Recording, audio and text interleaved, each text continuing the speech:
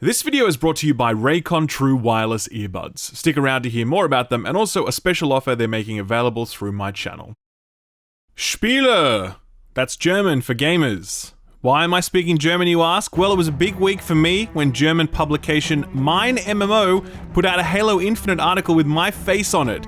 Caption reading, Kritischer Shooter Expert nennt 3 Grund, warum Halo Infinite richtig good word, which I am told translates to critical shooter expert gives 3 reasons why Halo Infinite will be good. Did you hear that, people? Critical shooter expert. That's me. Expert. Now all those comments in my Doom Eternal review make sense. It was just Germans recognizing my expert status by saying the skill up. The. Ladies and gentlemen, hello and welcome back to This Week in Videogames, the show where I try to open with a joke and I try to close with a joke. And everything in between then, it's pretty skippable. I mean, at least bump it up to 1.25 speed. You're a busy person, you've got to value your time. This has been a huge week of gaming news, so let's get right into it. Here's some big news. Fortnite is getting shut down. In China. Since China is a closed economy, Fortnite is made available not directly through Epic, but rather through an authorized internet provider. The announcement of Fortnite's end times was particularly unceremonious. Quote, "The test of Fortress Night," which is what Fortnite's called over there, "has come to an end. We will shut down the server in the near future." End quote. None of that, we built a great game with a great community, but we didn't quite hit the mark, and we want to thank all our players, blah, blah. None of that. Just, we're shutting down. Not even a see you later alligator. Brutal. It's not exactly clear why Fortnite was shut down, but various people have pointed to the fact that Tencent, who has a hand in Fortnite over there, wants to put its resources behind PUBG instead. This probably isn't a huge blow for Epic since the game didn't have microtransactions. In fact, a lot of things were different. To quote The Gamer, several gameplay features have been incorporated in order to make it easier for less skilled players. You stop receiving XP after 90 minutes and cannot compete in challenges. A notification then prompts you to go and study. Man, that is bleak. I feel really sorry for Chinese kids, that sucks. Anyway, pour one out for Tim Sweeney. Apple lawsuit didn't go his way, and now China kicks Fortnite to the curb. Very rough month for him. You know what else was shut down, at least temporarily? Roblox. Okay, so this story's a little weird. A few days ago, Roblox suddenly went offline. No explanation, no scheduled maintenance or whatever, it just went dark. Some hours passed and eventually Roblox's Twitter account were like, yeah, we're working on it. We got another one of those updates, and then another one, and then another one.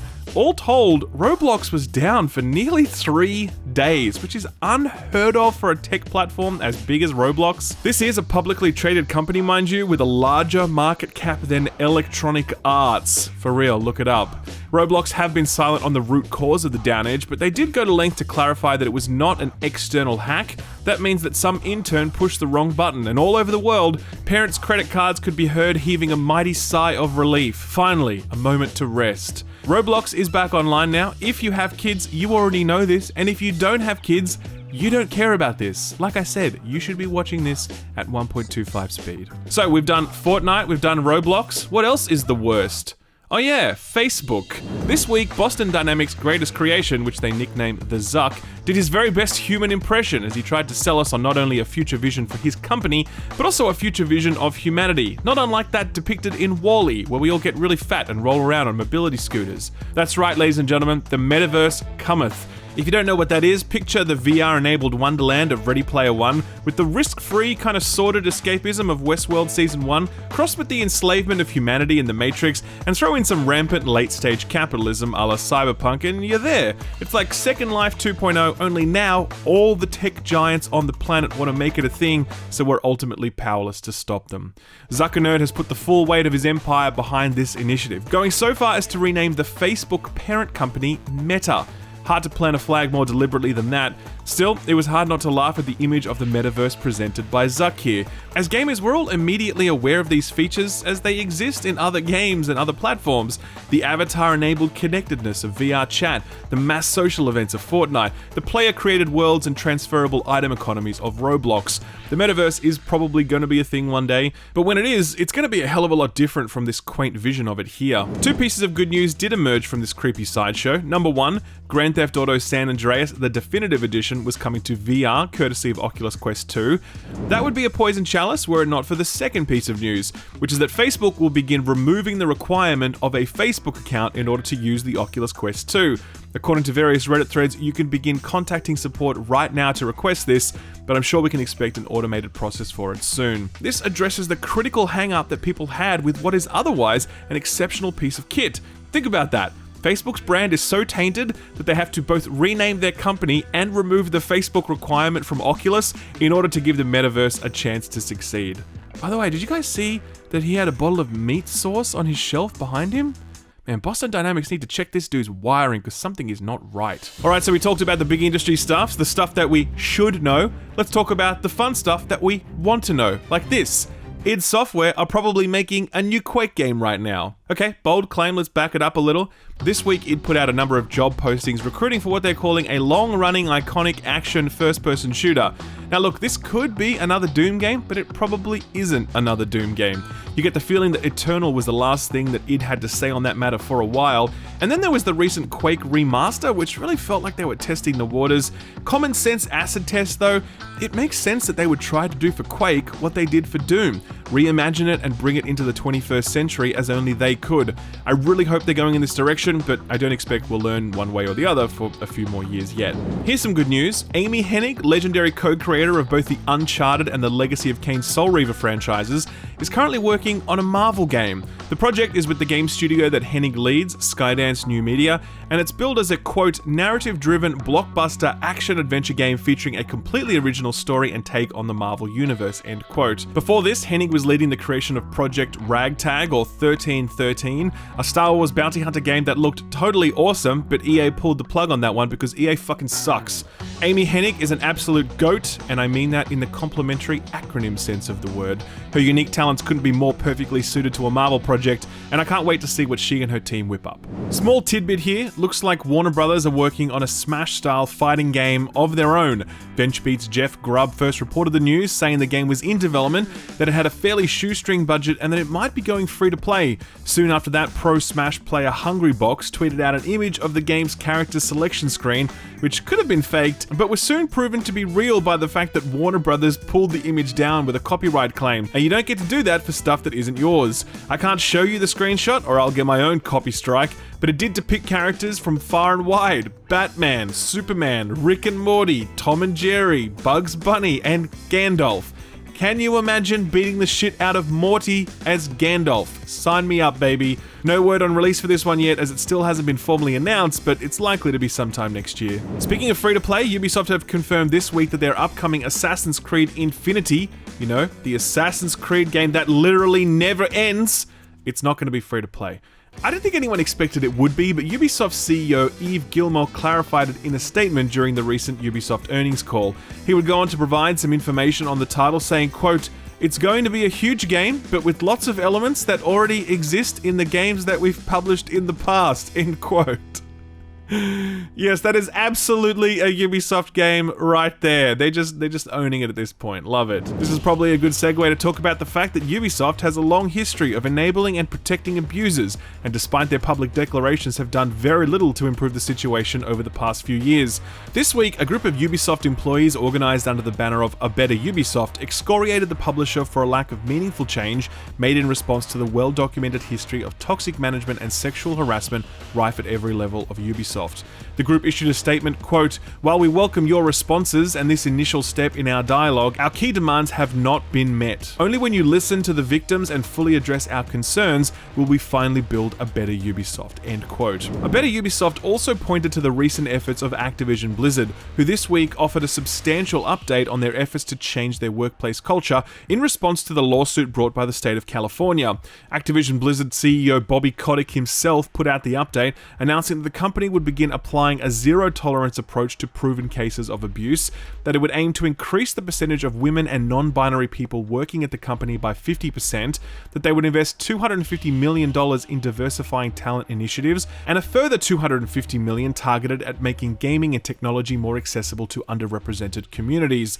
He also explained that the company would end forced arbitration for harassment and discrimination claims, one of the key demands of Activision Blizzard staff, since it heavily disadvantaged anyone trying to seek justice justice for any abuse suffered. Kotick would cap this all off by reducing his salary to just $62,500 a year, the lowest permissible by state law, and he would no longer receive equity or bonuses. This will stay in place until the board feels as though Activision Blizzard has achieved its transformational workplace culture goals. First of all, the pay thing is bullshit. This dude earned $150 million last year, so his little pay cut is just performative nonsense. At the same time, these changes that Activision Blizzard are making are substantial. These are real targets, real dollars, and real policy changes. On top of that, they fired a raft of senior leaders connected with these allegations. It's certainly not my place to give Activision a thumbs up in this affair, but it is worthwhile noting that the ABK Alliance, a group of people within the company advocating for change, have called this recent update a huge win for employees. Activision Blizzard still has a long road ahead of them, but it's somewhat encouraging to see that they are doing something. It remains to be seen how much impact these things will have, or how committed Activision Blizzard will remain over the long term. A few more quick things to wrap things up. Sony announced a new brand for their PC presence. It's called PlayStation PC. Very innovative title right there. Finally, that new Nintendo Switch Online offering went live this week, allowing you to play old Nintendo 64 games and Sega Genesis games for the low price of like $50 a year or some bullshit. I don't know, it's stupid. Anyway, the best part is that the emulation they're using, it totally sucks. Social media was rife this week with comparison shots highlighting just how poor the emulation software is, resulting in significant graphical downgrades across a range of games. Everyone got really upset about that Metroid Dread emulation article from Kotaku, but this is why emulation exists, because companies cannot be trusted to preserve their games properly, even when they charge you for it. So what got announced or delayed this week? Well, that movie I still haven't gotten around to watching, A Quiet Place, it's getting a video game apparently. It's being published by Saber Interactive and it's being made by Illogica, a new Canadian-based studio set up by former Behavior Interactive, Eidos Montreal, and Ubisoft developers. Literally nothing else is known about this game at this point other than it's coming in 2022. Bright Memory, remember that one? This was a game made by one person that looks like it's made by a team of, I don't know, 20 people? 40 people? I don't know, point is it looks like it's made by more than one person, okay? The game released a while back to critical acclaim, and the Infinite update got a release date this week. It arrives on November 12th, exclusive to PC for now, other platforms later. It's essentially an update of the original game with some new content added. It's available as a free update for all existing owners of the game. Supermassive Games clearly don't believe in taking a break because they just released the latest chapter in their Dark Pictures anthology, House of Ashes, and this week they announced the next chapter titled The Devil in Me. It's the concluding chapter in what they're calling Season 1 of the anthology. The series seems to be picking up steam with each new release, so clearly Supermassive are sticking with it for the long term. A while back, Capcom announced that they were working on DLC for Resident Evil Village, and it looks like at least some of that DLC will be free. The news comes as part of Capcom's annual earnings call, where they talked about their approach to customer management, pointing to the free DLC they offer up for Monster Hunter titles, while mentioning Resident Evil in the same breath. No additional information on that one quite yet. Tekken 7 is getting a Legendary Edition, but for some weird reason, it doesn't actually include all of the previously released characters. It's hitting on November 12th, but it's exclusive to Europe. No idea why that's the case. But yeah, the package only includes 8 of the 15 released DLC fighters. Kind of begs the question, why release a Legendary Edition and not include all of the fighters as part of it? That's kind of the whole point of those Legendary Edition collection things that they do at the end of a fighting game's life cycle. Between the stingy roster and the Europe exclusive release, this is certainly a weird one. Not sure what's going on here. Speaking of regional release shenanigans, remember how Lost Ark wasn't coming to Australia and Latin America and a whole bunch of other countries? Well, good news, Uncle Jeff has deigned to reach a little deeper into his pockets, securing the rights to release the game in an additional 34 countries, including my motherland, Australia. The news comes as part of a dev stream, but at the time of writing, no official announcement had been made yet. Regardless, I can now see and purchase Lost Ark in Steam, where before I couldn't, so that's basically confirmation enough for me. I think this looks great, and I'm really keen to get my hands on it when it launches on March 31st next year. Quite a few Ubisoft announcements and delays this week. First up, it turns out that critical leper, Ghost Recon Breakpoint, is getting an entirely new single-player campaign. The update arrives today on all platforms, it's totally free, and Yeah, it adds a whole new story arc to the game featuring a returning villain, all new missions, new gear to use, and a new faction to fight against. That's pretty good, to be honest. Breakpoint was, of course, atrociously bad, so bad that it prompted Ubisoft to delay all of their future games so they could take stock of just how off the rails their homogenized game design was getting. Given how much this game bombed, I'd expected Ubisoft to just move on from it, so good on them for sticking with it and delivering free content to make the game better. Enjoy it, Ghost Recon fans. It is the last PvE-focused Ghost Recon content you're likely to get for a long time. Another Tom Clancy game got a big announcement this week. The Division 2 still exists. This is a game that launched extremely well, but totally failed to maintain the sort of live service delivery cadence that the market has now come to expect. Despite a few updates and expansions, the future of the game has always been a bit of a question mark, especially with the recently announced Division Heartland, a game that's likely to be based on the Division's survival PvP mode. This week though, Massive Entertainment reiterated their commitment to the Division 2, saying that their next update is their most ambitious yet, and it'll be revealed in January 2022, which means we can expect the release soon after that. Speaking of Heartland, that got a delay. This was meant to release early next year, but Ubisoft now says that it'll release fiscal 21 to 22, meaning any time between April 2022 and March 2023. It is in a closed alpha at the moment, so I expect a mid-year release for that one. And finally, the long-awaited Prince of Persia: Sands of Time remake is still frozen in time. It was meant to release like 2 years ago or something, I don't know, but it just keeps getting delay after delay, to the point where this week, Ubi were like, hey, remember this game? Well, we're still in development. Okay, have a nice day, thank you. Literally no release date, no delay news, just a, hey, please don't forget about us. We'll try, Ubisoft, but after that Prince of Persia movie, no promises. So what came out last week? Well, that retro horror first-person shooter Forgive Me Father arrived on PC in early access. It's had an impressive launch, sitting at 91% very positive on Steam, a great result for a title at the very start of its early access journey. Riders Republic arrived on all platforms but the Switch last week. Now, this one didn't get a review window. It had an early access trial week, which let reviewers play for up to 8 hours, and then they got to play more of it when the game officially released. This has meant that reviews have been trickling out slowly. Metacritic is a little slow on aggregating with the reviews, but OpenCritic has it at 81% from critics, which, yeah, sounds about right. I think this is definitely a solid 8 out of 10 experience. There are some issues with this, some important stuff like controls and progression and monetization and netcode. But despite these issues, this is just a super fun game that I really, really loved, and I definitely recommend it.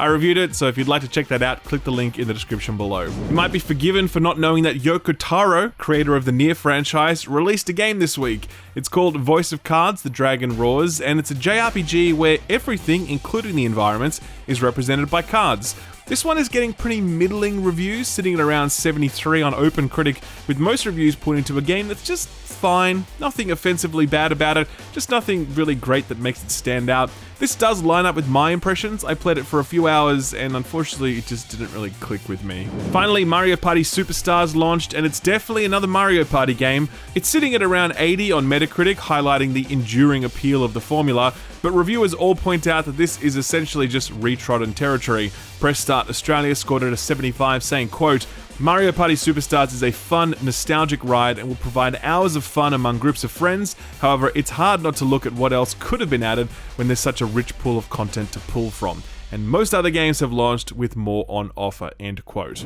So what's coming out this week? Basically nothing. And it brings me no small joy to label a Call of Duty game basically nothing, let me tell you. Biggest release of the week, and this is not a joke, Just Dance 2022, which arrives on all platforms on the 4th. I don't know what new features it has or new things or whatever. I just know that they keep releasing these games so they can keep doing those dance numbers during the E3 press conferences. Without E3, does Just Dance even exist? Not to me, and probably not to most of you, and yet somehow here it is, another one. Enjoy yourselves, Just Dance fans. To be fair, you guys always seem like you're having a pretty good time. The Animal Crossing DLC Happy Home Paradise launches on the Switch on the 5th. You can buy it as a standalone product, or you can get it bundled with the hilariously overpriced and hilariously shitty Nintendo Online upgrade plan. Choose your poison. And finally, there is a new Call of Duty coming out this week. Vanguard. I feel like last year with Cold War, I was saying, I can't remember there being less hype for a Call of Duty game. Well, time to trot out the same line because I really, really can't remember there being less hype for a Call of Duty game. The early 20th century setting seems thoroughly played out at this point after Battlefield 1 and Battlefield 5 and Call of Duty World War II and Enlisted and Hell Let Loose and just so many others.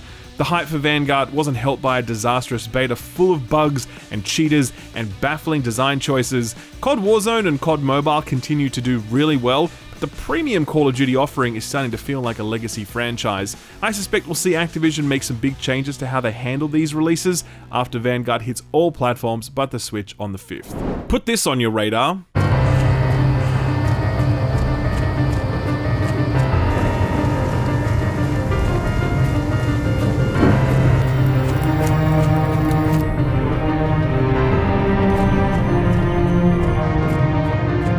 This is Aeterna Noctis, and it's one that I've had on my radar for quite some time now. As you can tell from the footage, this is a Metroidvania that certainly tends towards the Vania side of that formula, setting itself in a gothic castle with a scythe-wielding, becaped hero.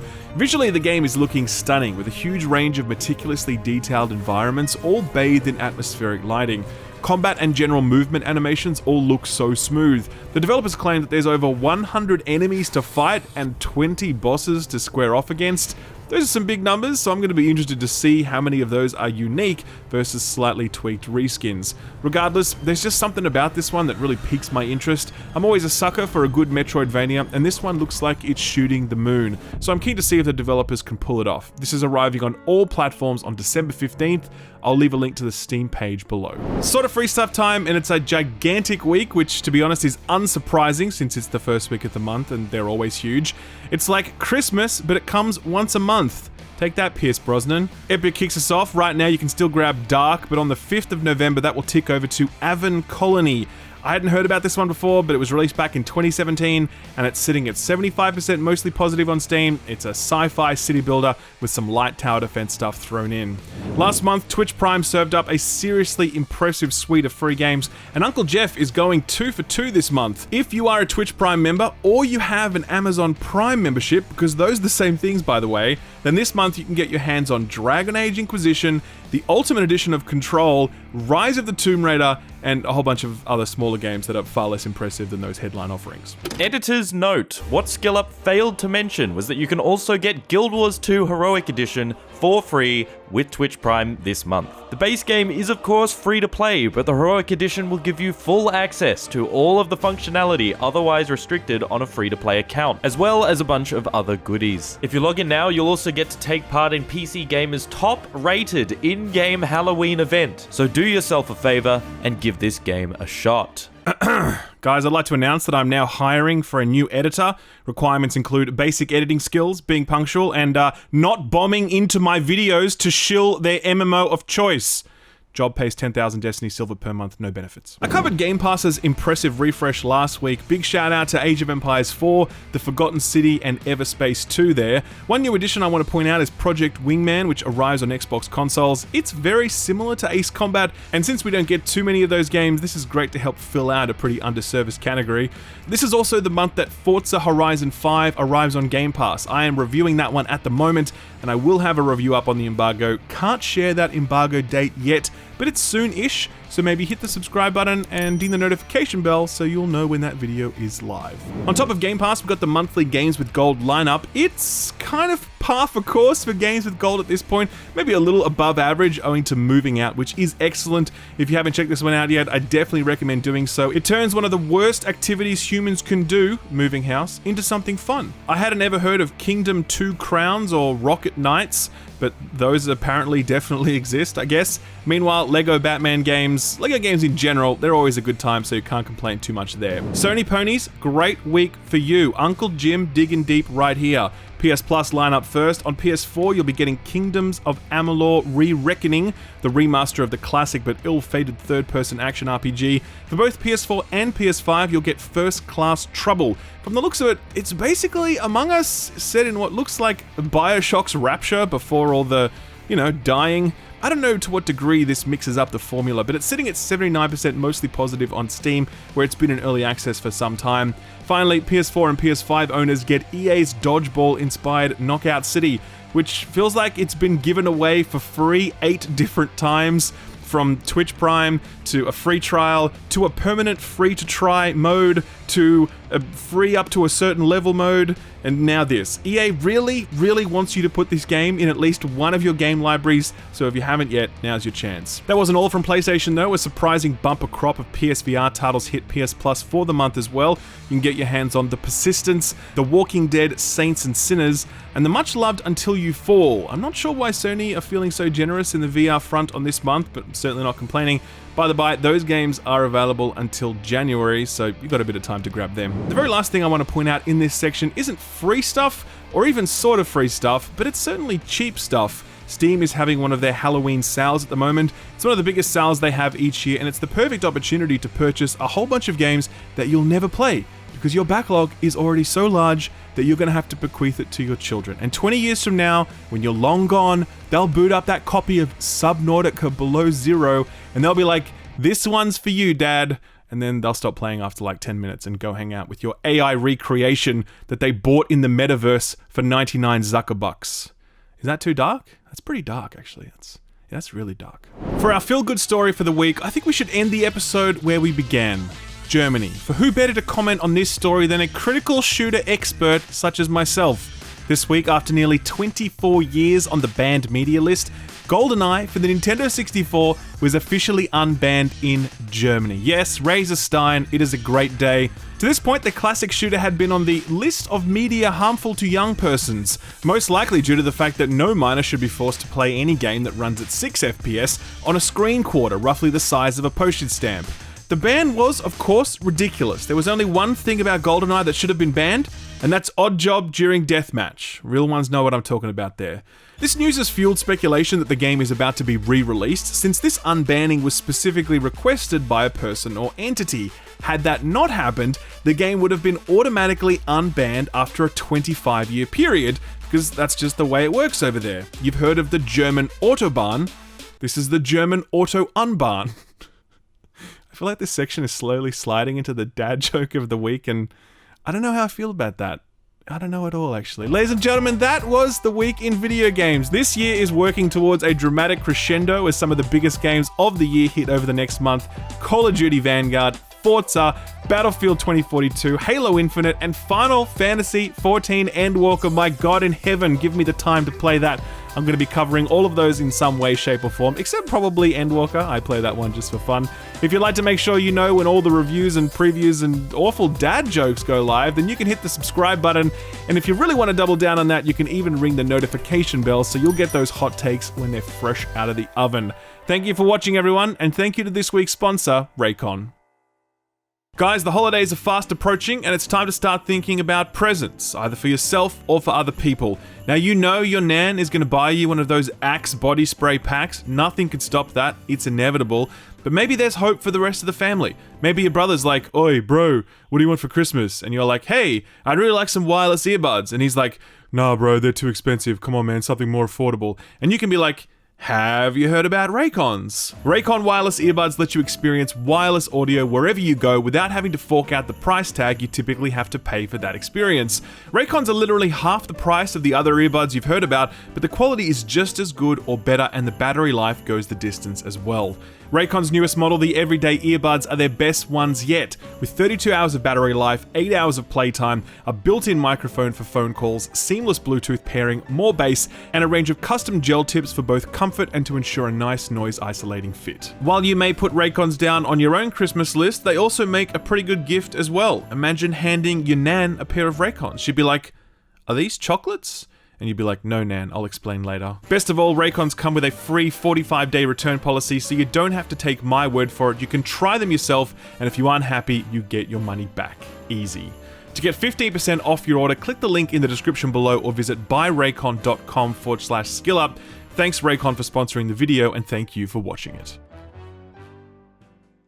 Thanks for watching my video. If you liked it, give it a thumbs up. If you didn't, give it a thumbs down so I know to do better for next time. If you enjoyed yourself, consider subscribing, and if you really enjoyed yourself, maybe consider hitting that notification bell so you never miss a video. You can see my patrons here on the left. They're awesome. They're amazing. If you want to join them, check out my Patreon page. Thank you again. I'll see you next time. Bye-bye.